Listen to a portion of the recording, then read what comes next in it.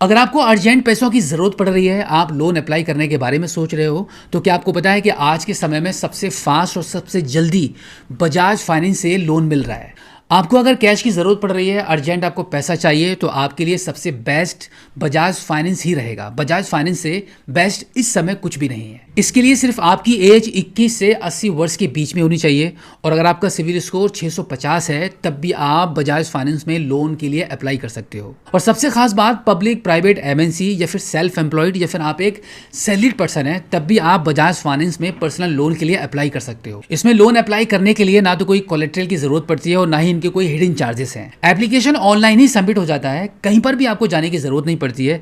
घर बैठे mobile phone के माध्यम से आप खुद से ही अप्लाई कर सकते हो और मैक्सिमम 24 घंटे के अंदर लोन का अमाउंट आपके बैंक अकाउंट में डिस्पर्सल भी हो जाता है। क्विकली 5 मिनट में अप्रूवल मिलता है। और अगर मैं इंटरेस्ट रेट की बात करूं तो यहाँ पर स्टार्टिंग इंटरेस्ट रेट 10% पर एनएम के हिसाब से रहता है। अब देखो आपको कितना लोन अमाउंट ऑफर होगा और उस पर कितना रेट ऑफ इंटरेस्ट आपको शो होगा, ये डिपेंड करता है आपके सिविल स्कोर पर, आपके पिछले बैंकिंग ट्रांजैक्शंस पर और बैंक एंड कंपनी और एनबीएफसी की पॉलिसी और टर्म्स एंड कंडीशन पर। तो ओवरऑल अगर आपको अर्जेंटली पैसों की जरूरत पड़ रही है तो एक बार आप बजाज फाइनेंस में पर्सनल लोन के लिए अप्लाई करके जरूर देखो। बहुत ही सिंपल प्रोसेस है, काफी आसानी से आप घर बैठे मोबाइल फोन के माध्यम से ही अप्लाई कर सकते हो। तो अब देखो, आपकी हेल्प करने के लिए और आपकी आसानी के लिए इस वीडियो में बजाज फाइनेंस में पर्सनल लोन के लिए आप कैसे अप्लाई करेंगे इसका कंप्लीट प्रोसेस मैंने आपको बता दिया है। तो वीडियो में लास्ट तक बनी रहिएगा, वीडियो बिल्कुल स्किप मत करना, नहीं तो आपको लोन अप्लाई करने में कोई भी परेशानी आ सकती है। तो अभी हम चलते हैं मोबाइल फोन की स्क्रीन पर और देखते हैं कि आप बजाज फाइनेंस में पर्सनल लोन के लिए अप्लाई कैसे करोगे। तो अब देखो, सबसे पहले आपको करना क्या है कि इस वीडियो के डिस्क्रिप्शन में आपकी सहायता के लिए मैंने एक लिंक दे दिया है। उस लिंक पर आप जैसे ही क्लिक करेंगे तो आपके मोबाइल फोन की स्क्रीन पर बजाज फाइनेंस की वेबसाइट खुल जाएगी। यहाँ पे आप देख सकते हैं कि 40,000 से लेकर 55 लाख रुपए तक आप बजाज फाइनेंस से पर्सनल लोन के लिए अप्लाई कर सकते हो। तो यहाँ पर आपको सबसे पहले अपना लोन का अमाउंट एंटर करना होगा कि कितना लोन आपको चाहिए। तो यहाँ पर अभी हमने 1 लाख रुपए का अमाउंट एंटर कर दिया है। अमाउंट एंटर करने के बाद आपको टेन्यूर चूज करना होता है कि आप इस लोन को 24 महीने के लिए, 36 महीने के लिए, 48 महीने के लिए, मैक्सिमम 96 महीने तक का आपको यहाँ पे ऑप्शन मिलता है। आपको ये चूज करना होता है कि आप कितने समय के लिए आप लोन लेना चाहते हो। तो अभी हमने यहाँ पे 36 मंथ की ईएमआई को चूज कर लिया है और यहाँ पे लोन वेरिएंट में हम टर्म लोन वाले ऑप्शन को चूज कर लेते हैं। इसके मुताबिक हमें यहाँ पर 3274 रुपए की ईएमआई पे करनी होगी पर मंथ, जिसके मुताबिक आप देख सकते हैं कि हम यहाँ पर 1 लाख रुपए के लोन के लिए अप्लाई कर रहे हैं, जिस पे हमें जो इंटरेस्ट रेट लगने वाला है वो लगभग 17,864 रुपए का लगेगा और जो टोटल अमाउंट बनेगा वो 1,17,864 का बन जाएगा।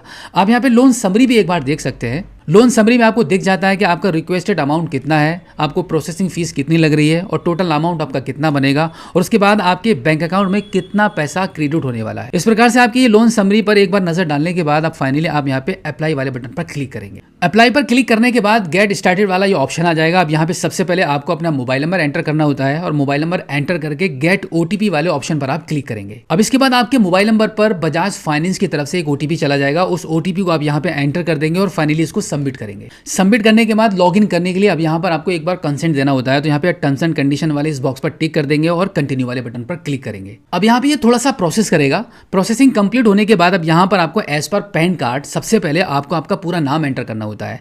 नाम एंटर करने के बाद ओवरऑल इस प्रोसेस को फास्ट करने के लिए अब यहाँ पर आप कंटिन्यू विद ऑटो फिल वाले ऑप्शन पर क्लिक करेंगे। अब देखो, इसके बाद और भी आपको यहाँ पे आपकी कुछ पर्सनल डिटेल्स एंटर करनी होती हैं, जिसमें सबसे पहले आपका नाम एंटर करते हैं। नाम एंटर करने के बाद जेंडर चूज करेंगे, यहाँ पे आपका डेट ऑफ बर्थ एंटर करेंगे एंड देन आपका पैन कार्ड का नंबर एंटर कर देंगे। उसके बाद यहाँ पे एम्प्लॉयमेंट टाइप वाले ऑप्शन में सेल्फ एम्प्लॉयड वाले ऑप्शन को चूज कर लेंगे अगर आप एक सेल्फ एम्प्लॉयड है। यहाँ पर आपको सैलरीड का भी ऑप्शन मिलता है। अगर आप जॉब करते हैं कहीं पर, सैलरीड पर्सन है, तो आप सैलरीड वाले ऑप्शन को भी चूज कर लेंगे। हमने यहाँ पे हमारे केस में सेल्फ एम्प्लॉयड वाले ऑप्शन को चूज कर लिया है। अब इसके बाद यहाँ पे current residential pin code number आपका एंटर करेंगे जो आपके एड्रेस में होता है। पिन कोड नंबर एंटर करने के बाद यहाँ पे नीचे के साइड में आप देखेंगे कुछ 3 प्रकार के ये बॉक्सेस आपको मिलेंगे टर्म्स एंड कंडीशन के। इन तीनों बॉक्सेस को आप टिक कर देंगे, उसके बाद आप कंटिन्यू करेंगे। अब ये थोड़ा सा प्रोसेस करने लगेगा। एक्चुअली अब यहाँ पर आपका अकाउंट वेरिफिकेशन किया जाएगा। आप यहाँ पे देख सकते हैं कि बैंक स्टेटमेंट वेरिफिकेशन का पेज यहाँ पे निकल कर आ चुका है। अब यहाँ पर आपको आपका बैंक चूज करना होगा कि कौन से बैंक से आप अपना अकाउंट वेरिफिकेशन कराना चाहते हैं, यानी कि जिस भी बैंक में, जिस भी आपके सेविंग अकाउंट में आपको लोन का अमाउंट चाहिए, उस बैंक को आपको यहाँ पे चूज करना है कि कौन सी बैंक में आपका अकाउंट है। तो हमारा स्टेट बैंक ऑफ इंडिया में एक सेविंग अकाउंट है, तो यहाँ पर हम स्टेट बैंक ऑफ इंडिया को चूज कर लेते हैं। बैंक चूज करने के बाद अब यहाँ पर लास्ट में टर्म्स एंड कंडीशन के इस बॉक्स पर टिक करेंगे और कंटिन्यू कर देंगे। अब इसके बाद ये कुछ सेकंड्स के लिए यहाँ पे प्रोसेसिंग स्टार्ट हो जाएगी आपके बैंक अकाउंट स्टेटमेंट को निकालने के लिए।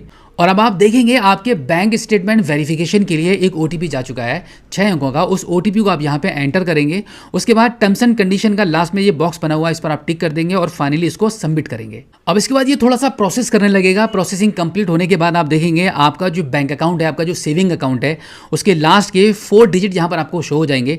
आपको अब क्या करना है, इस बैंक अकाउंट को आपको यहाँ से सेलेक्ट कर देना है, इस बॉक्स पर आप टिक करेंगे। उसके बाद आप इसको कंटिन्यू कर देंगे। कंटिन्यू करने के बाद अब आपके बैंक अकाउंट पर लिंक मोबाइल नंबर पर बैंक की तरफ से 6 अंकों का एक ओटीपी चला जाएगा। उस ओटीपी को आप यहाँ पे एंटर करेंगे।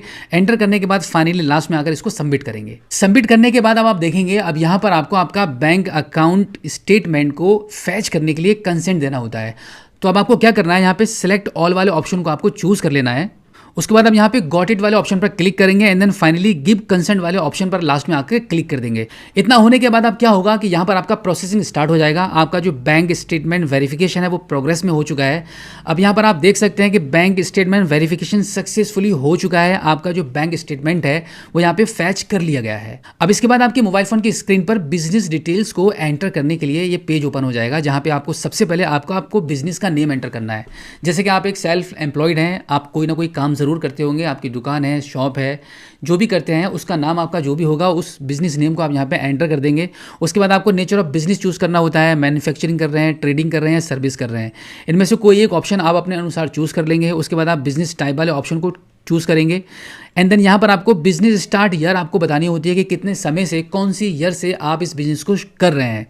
इतना सब एंटर करने के बाद अब यहाँ पर आपको एनुअल टर्नओवर आपको एंटर करना है कि आपका 1 साल के अंदर आपके बिजनेस का कितना टर्नओवर हो जाता है। अब इसके बाद लास्ट में आप देख रहे हैं आपसे पूछा जा रहा है कि आपका जो रेजिडेंशियल एड्रेस है और आपका जो बिजनेस लोकेशन एड्रेस है अगर वो सेम है तो आप यहाँ पे येस वाले ऑप्शन पर क्लिक करेंगे, येस वाले ऑप्शन को चूज कर लेंगे। उसके बाद आप इसको कंटिन्यू करेंगे। कंटिन्यू करने के बाद अब आगे आपको आपका ऑफिस एड्रेस यहाँ पे मेंशन करना होता है, तो सही तरीके से आपका ऑफिस एड्रेस यहाँ पे मेंशन करेंगे और इसको भी आप एक बार कंटिन्यू कर देंगे। कंटिन्यू करने के बाद अब यहाँ पे थोड़ी सी प्रोसेसिंग स्टार्ट हो जाएगी और प्रोसेसिंग जैसे ही कंप्लीट होगी तो आप यहाँ पे देख सकते हैं कि हमें यहाँ पर लोन का अमाउंट ऑफर हो चुका है 50,000 रुपये का। आपके केस में यहाँ पे थोड़ा ज़्यादा भी हो सकता है और थोड़ा कम भी हो सकता है, क्योंकि जैसे कि शुरू में मैंने आपको बताया था कि ये डिपेंड करता है बैंक की और एनबीएफसी कंपनीज की पॉलिसी और टर्म्स एंड कंडीशन पर और आपका सिविल स्कोर पर, कि आपका जितना ज़्यादा सिविल स्कोर होगा उतना ही ज़्यादा लोन अमाउंट यहाँ पर ऑफर होता है। अब जैसे कि शुरू में तो हमने यहाँ पे 1 लाख रुपये का अमाउंट भरा था, हमें 1 लाख रुपये की ज़रूरत थी, बट यहाँ पर हमारे सिविल स्कोर के मुताबिक हमें बजाज फाइनेंस ने 50,000 रुपये का लोन अमाउंट ऑफर कर दिया है। अब देखो अगर हम इसको, हमें यहाँ पर लोन टेन्योर 3 प्रकार के मिल रहे हैं, 33 मंथ के लिए, 36 मंथ के लिए और 39 महीने के लिए। तो हम यहाँ पर 33 मंथ वाले ऑप्शन को चूज़ कर लेते हैं। 33 मंथ वाले ऑप्शन को चूज़ करने के बाद आप यहाँ पे देख सकते हैं टर्म लोन हमने चूज़ कर लिया था। टर्म लोन में हमें 50,000 रुपये का लोन अमाउंट ऑफर हुआ है, जिसमें हमारी 33 महीने में पर मंथ की जो ईएमआई बनेगी 2243 रुपये की ईएमआई बनेगी। और यहाँ पर आप देख सकते हैं रेट ऑफ इंटरेस्ट 30% पर एनएम के हिसाब से हमें यहाँ पे लग रहा है, क्योंकि जैसे ही शुरू में मैंने आपको बताया था कि जितना ज़्यादा आपका सिविल स्कोर होगा उतना ही रेट ऑफ इंटरेस्ट यहाँ पर आपको कम लगेगा। अब देखो हमने जिनके लिए लोन अप्लाई किया है उनका पहली बार हम ये लोन अप्लाई कर रहे हैं, उनका सिविल स्कोर ज़्यादा नहीं है, सिविल स्कोर अच्छी तरीके से जनरेट नहीं हुआ है, तो यहाँ पर मिनिमम अमाउंट 50,000 रुपये का ही शो हो रहा है। अब देखो इस लोन को लेने के लिए हम क्या करेंगे, कंटिन्यू वाले बटन पर क्लिक कर देंगे। कंटिन्यू पर क्लिक करने के बाद अब यहाँ पर हमें लोन की समरी दिख जाती है। आप यहाँ पे देख सकते हैं कि रिक्वेस्टेड लोन अमाउंट हमें जो ऑफर हुआ है वो 50,000 रुपये का है। प्रोसेसिंग फीस यहाँ पे 2,45,000 रुपये की लगने वाली है, तो टोटल अमाउंट 52,045 रुपये का बन जाएगा। इसके बाद में आप यहाँ पे देख सकते हैं कि कितनी ईएमआई आपने चूज़ की है, कितना रेट ऑफ इंटरेस्ट आपको लग रहा है, लोन वेरिएंट आपका क्या है, चार्जेस आप पर कितने लग रहे हैं और लोन अमाउंट कितना आपके बैंक अकाउंट में क्रेडिट होने वाला है। इस प्रकार की लोन समरी यहाँ पर आपको दिख रही है।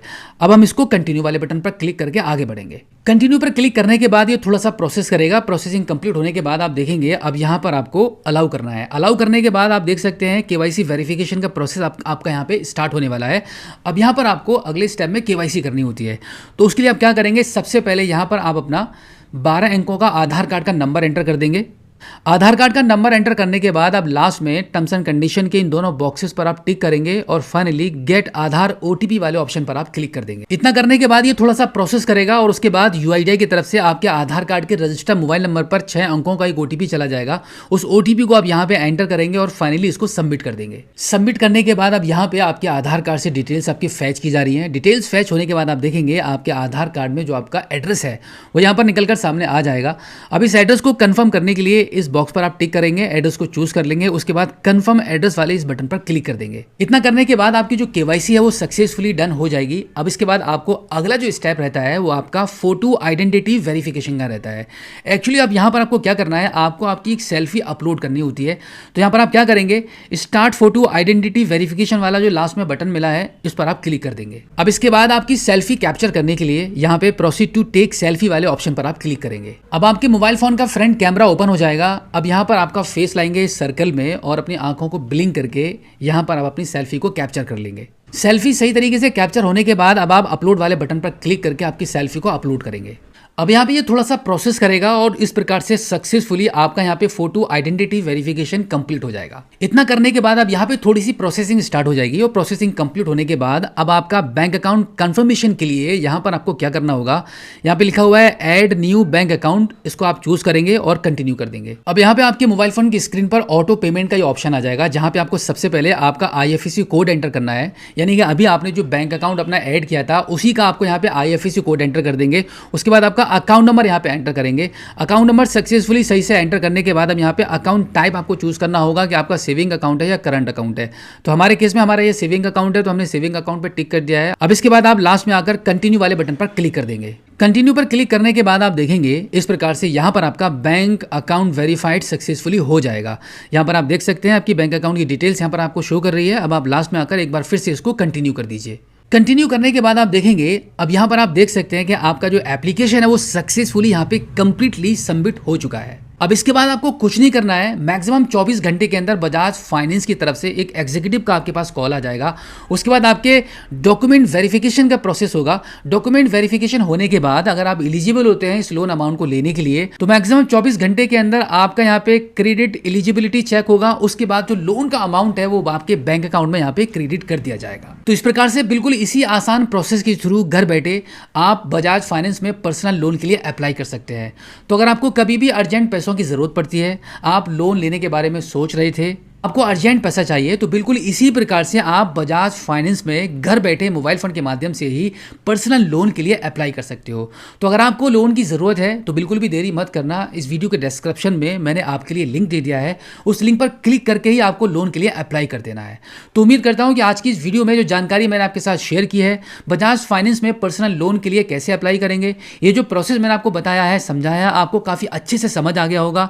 तो फिलहाल आज की इस वीडियो में इतना ही। मिलते हैं आपसे किसी और एक अगली वीडियो में। लेकिन वीडियो से जाने से पहले आपसे एक रिक्वेस्ट है कि इस वीडियो को देखने के बाद अपने तक मत रखना, दूसरों में जरूर शेयर कर देना। जितने भी ऐसे लोगों ने आपसे कहा है कि भाई आपको उनको पैसों की जरूरत है, उन सभी को इस वीडियो को शेयर कर दीजिए ताकि उनको भी पता चल जाए कि भाई आज के समय में सबसे फास्ट और सबसे आसान तरीके से बजाज फाइनेंस से ही लोन प्राप्त हो रहा है। तो फिलहाल आज की इस वीडियो में इतना ही। मिलते हैं आपसे किसी और एक अगली वीडियो में एक नई जानकारी के साथ, एक नई अपडेट के साथ और एक नए जोश के साथ। तब तक के लिए जय हिंद।